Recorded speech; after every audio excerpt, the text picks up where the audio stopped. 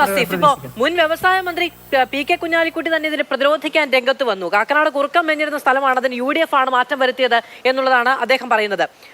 അതുപോലെ തന്നെ ഏറ്റവും പ്രധാനപ്പെട്ട ഒരു കാര്യം, ഇതിപ്പോ നോക്കൂ, പി രാജീവ് സമാനമായ കാര്യങ്ങളിൽ ദേശീയ മാധ്യമങ്ങൾക്ക് കൊടുക്കുന്ന ഇന്റർവ്യൂവിൽ അദ്ദേഹം പറയുന്ന ഒരു കാര്യമുണ്ട്. ഈ മാറ്റങ്ങൾ വരുത്തുക എന്ന് പറയുന്നത് ഒരു രാത്രി ഇരുട്ടി വെളുക്കുമ്പോൾ നടക്കുന്ന ഒരു കാര്യമല്ല, അതിലൊരു എഫോർട്ടുണ്ട്. അത് ആ എഫോർട്ടിന്റെ ഫലമാണ് നമുക്ക് ഇപ്പോൾ കിട്ടിയിരിക്കുന്നത് എന്നുള്ള കാര്യങ്ങളിലടക്കം. അപ്പോൾ ആ എഫോർട്ട് എടുത്തത് ഈ പറയുന്ന 5 വർഷക്കാലം കൊണ്ട് മാത്രമായ ഗുണഫലം എന്ന നിലയ്ക്ക് കാണുന്നില്ല കോൺഗ്രസും. അവർക്ക് സ്വാഭാവികമായും അതിൽ അവകാശവാദങ്ങളൊക്കെ ഉണ്ട്. പിന്നെ ഈ പറയുന്നത് പോലെ ഈ ഏത് മുന്നോട്ട് വരവാണെങ്കിലും അതിന് കാലഘട്ടം ഒരു വലിയ കാര്യമാണല്ലോ. നമ്മൾ വിവിധ മേഖലകളിൽ, ഈ പറയുന്ന അടിസ്ഥാന സൗകര്യ വികസന മേഖലകളിൽ, സാങ്കേതിക സൗകര്യ വികസന മേഖലകളിലൊക്കെ കാലം ആർജിക്കുന്ന ഒരു മുന്നോട്ട് പോക്കുണ്ടല്ലോ, അതുകൂടി ഇന്ധനമാകും അല്ലെ. അപ്പോൾ സ്വാഭാവികമായും 8-9 കൊല്ലക്കാലം എന്ന് പറയുന്നത് രാജ്യത്ത് തന്നെ വലിയ മാറ്റങ്ങൾ വന്ന ഒരു സമയമാണ്. അത് രാഷ്ട്രീയമായല്ല ഞാൻ പറയുന്നത്, അത് ലോകത്തെമ്പാടും വന്ന സാങ്കേതിക മാറ്റങ്ങളുടെ കൂടി ഗുണഫലം ഉൾക്കൊള്ളാൻ ഒരു സർക്കാരിന് കഴിഞ്ഞു എന്ന് പറയുന്നത്. അതാണ് ഞാൻ നേരത്തെ പറഞ്ഞത്. പി രാജീവ് ആ എഫോർട്ടിനെ പറ്റി വിശദമായി പറയുന്നുണ്ട് എന്നുള്ള കാര്യം.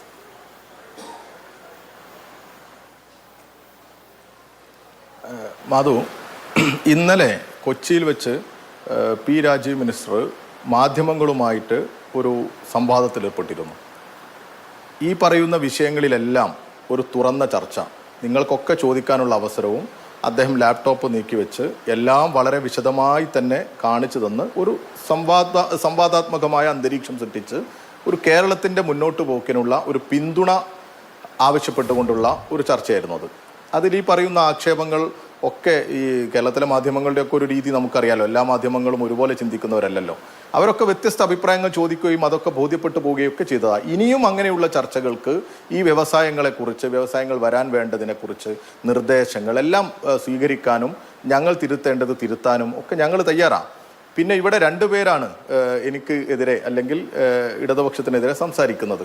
ഒന്ന് കോൺഗ്രസിൻ്റെ മാധ്യമ പ്രവർത്തകൻ, അല്ലെങ്കിൽ കോൺഗ്രസിനെ സ്നേഹിക്കുന്ന മാധ്യമ പ്രവർത്തകൻ എന്ന് പറഞ്ഞുകൊണ്ടാണ്. ഏതായാലും അദ്ദേഹം പറഞ്ഞൊരു കാര്യമുണ്ട്. ആ സാഹചര്യം, ഞാൻ ആ വീഡിയോ എൻ്റെ കയ്യിൽ സാറിൻ്റെ നമ്പർ ഇല്ലാത്തത് കൊണ്ട് മാധുവിന് അയച്ചു തന്നിട്ടുണ്ട്. ഒന്ന് അയച്ചു കൊടുക്കണം. AK ആൻ്റണി പ്രസംഗിച്ച ആ പ്രസംഗം അത് ഒന്ന് കേട്ടാൽ നന്നായിരിക്കും. എന്തായിരുന്നു അതിനെക്കുറിച്ചുള്ള ചർച്ച എന്നുള്ളത്. ബ്രഹ്മോസിന്റെ ഉദ്ഘാടന സമയത്താണ് അദ്ദേഹം അത് പറയുന്നത്. അവിടെ കൊടി പിടിച്ച കാര്യമൊന്നല്ല പറഞ്ഞത്. അപ്പൊ അങ്ങനെ തെറ്റിദ്ധരിപ്പിക്കരുത്. ഇത് അല്ല, അത് ഞാൻ പറഞ്ഞുതരാം. അല്ല, ആന്റണിയെ പോലെ 2 മിനിറ്റിൽ ഇത് തുടങ്ങുകയല്ല, മിനിറ്റുകൾ കൊണ്ട് പൂട്ടിക്കെട്ടിക്കലാണ് CPM സാധാരണഗതിയിൽ ചെയ്യുന്നത്. ചർച്ചയുടെ തുടക്കത്തിൽ വസന്ത് എടുത്ത് പല കാര്യങ്ങൾ പറയുന്നുണ്ട്. കണക്കിന്റെ കാര്യത്തിലൊന്നും നമുക്കൊരു തർക്കത്തിനും ഇടമില്ലാതെ നിങ്ങൾ തന്നെ പറഞ്ഞതുപോലെ CPM-നെ AK സെന്ററിൽ നിന്ന് അടിച്ചിറക്കുന്ന ഒരു കണക്കല്ല, ദേശീയ നിലവാരത്തിലുള്ളൊരു കണക്കാണ്. പക്ഷേ സാഹചര്യങ്ങൾ പലത് ചൂണ്ടിക്കാണിക്കുക എന്ന് പറയുന്നത് പ്രതിപക്ഷ ധർമ്മമാണല്ലോ. അതെ, അത് ചൂണ്ടിക്കാണിക്കുന്നതിന് ആരാ എതിർപ്പ് പറയുന്നത്?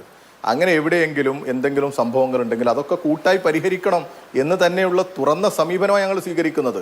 എല്ലാ കാലത്തും അങ്ങനെ സ്വീകരിച്ചിട്ടുണ്ട്. പിന്നെ ഈ PR വർക്കിനെ കുറിച്ചൊക്കെ പറയുകയാണ് ഇവർ. ആരാ PR വർക്ക്? ഇവരൊക്കെ സംസാരിക്കുന്നത് ഇപ്പോൾ കനകലു കോൺഗ്രസ് കമ്മിറ്റി എന്ന് പറയുന്ന കോൺഗ്രസ് കമ്മിറ്റിയിൽ ഇരുന്നോണ്ടല്ലേ. എന്നിട്ട് PR വർക്കിനെ കുറിച്ച് പറയുക. PR വർക്ക് നടത്തിയിട്ടാണോ ഈ റാങ്കിങ്ങിലൊക്കെ ഇടം നേടുക? കോൺഗ്രസ് കേന്ദ്രം ഭരിച്ചിരുന്ന സമയത്ത് കേരളം ഭരിച്ചിരുന്നവരല്ലേ ഈ കോൺഗ്രസ്? എന്നിട്ട് ഈ നേട്ടങ്ങളൊന്നും ഉണ്ടായിട്ടില്ലല്ലോ. ഞാൻ അങ്ങനെ ഒരു തലത്തിലേക്ക് ഈ ചർച്ച കൊണ്ടുപോകണമെന്ന് ആഗ്രഹിച്ച ആളല്ല. പിന്നെ സ്റ്റാർട്ടപ്പ് എന്താണ് എന്ന് ദയവ് ചെയ്തൊന്ന് മനസ്സിരുത്തി പഠിക്കണം. എന്താണ് സ്റ്റാർട്ടപ്പ്? സംരംഭകങ്ങളുടെ എല്ലാ സംരംഭങ്ങളുടെയും പട്ടികയിലേക്ക് സ്റ്റാർട്ടപ്പുകളെ കൊണ്ടുവരരുത്. അതിലല്പം വ്യത്യാസമുണ്ട്. സ്റ്റാർട്ടപ്പുകളെ കുറിച്ചൊരു ഗ്ലോബൽ പഠനമുണ്ട്. ഗ്ലോബൽ സ്റ്റാർട്ടപ്പ് എക്കോസിസ്റ്റം റിപ്പോർട്ടുണ്ട് 2024 പുറത്തു വന്നത്. അതുകൂടി നിങ്ങൾ ഈ ഒരു അവസരത്തിൽ നോക്കണം. ഞാൻ ഈ ഒരു സാഹചര്യത്തിൽ വസന്തിനെ പോലുള്ളവരൊന്ന് പരിശോധിച്ചോട്ടെ എന്ന് കരുതിയിട്ട് പറയാം.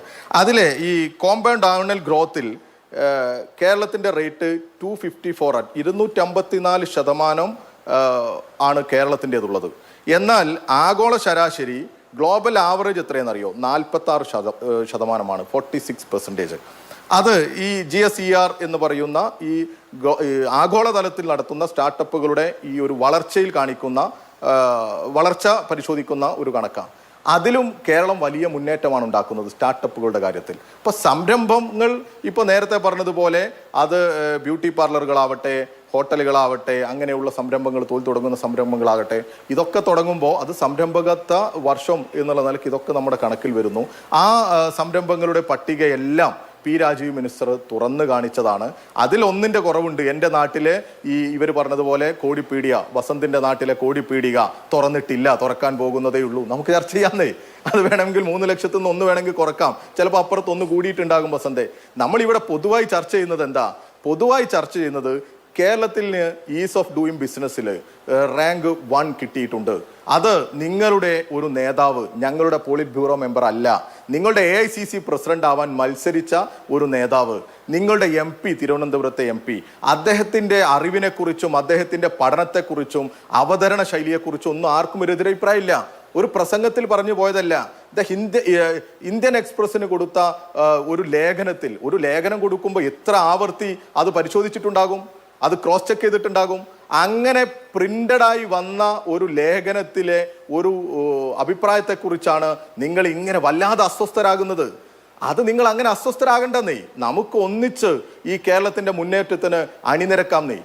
നമ്മളിപ്പോൾ കേന്ദ്ര ഗവൺമെന്റിന്റെ തെറ്റായ നയങ്ങൾക്കെതിരെ നിങ്ങളുടെ നേതാവ് പറഞ്ഞു, നമുക്ക് ഇപ്പോൾ കുറെ കാലങ്ങൾക്ക് ശേഷം പറയാം, ഈ കേന്ദ്ര ഗവൺമെന്റ് പണം തരാത്തതിനെ കുറിച്ച് നമുക്ക് ഒന്നിച്ച് ഇടപെടാൻ, സമരം ചെയ്യാം. ഞങ്ങൾ ഈ കേന്ദ്ര ഗവൺമെന്റ് ഞങ്ങളെ തകർക്കുന്നതും ഞങ്ങൾക്ക് പണം തരാത്തതിനെ കുറിച്ചും ചർച്ച ചെയ്യാനും സമരം ചെയ്യാനും ഇവരൊക്കെ ക്ഷണിച്ചതാ. എന്നിട്ട് ഡൽഹിയിൽ പോയി സമരം ചെയ്യാൻ നടത്തിയതാ ഞങ്ങള്. അന്ന് AAPയുടെ നേതൃത്വം ഞങ്ങളോടൊപ്പം സമരത്തിൽ പങ്കെടുത്തു. തമിഴ്നാട് ഗവൺമെന്റിന്റെ പ്രതിനിധികൾ ഞങ്ങളുടെ സമരത്തിൽ പങ്കെടുത്തു. അങ്ങനെയൊക്കെ കേന്ദ്ര ഗവൺമെന്റിനെതിരെയുള്ള സമരം നടത്തി ഇവർ ഞങ്ങളെ തകർക്കുന്നു. ഞങ്ങളെ എന്ന് മീൻസ് നമ്മെ തകർക്കുന്നു, കേരളത്തിന് ആവശ്യമായ പണം തരുന്നില്ല എന്നൊരു വിഷയമൊക്കെ നമ്മൾ ഒരു ഭാഗത്ത് ഉന്നയിക്കുന്നുണ്ട്. അതിനൊക്കെ ഇടയിലാണ് ഇങ്ങനെയുള്ള നേട്ടങ്ങൾ ഉണ്ടാകുന്നത്. നമ്മൾ സ്വയം ഒന്ന് എണീറ്റ് നിൽക്കാൻ പരിശ്രമിക്കുകയാണ് കേരളം. അതിനെ നിങ്ങൾ ഇങ്ങനെ ആക്ഷേപിച്ച് മുന്നോട്ട് പോകരുത്. പിന്നെ നിങ്ങൾ ഇൻഫോ പാർക്കിനെ കുറിച്ചൊക്കെ പറഞ്ഞു. 5 IT പാർക്കുകൾ, വ്യാവസായിക മേഖലയിൽ വളരെ തുടങ്ങിയത് അനുകൂലമായ ഒരു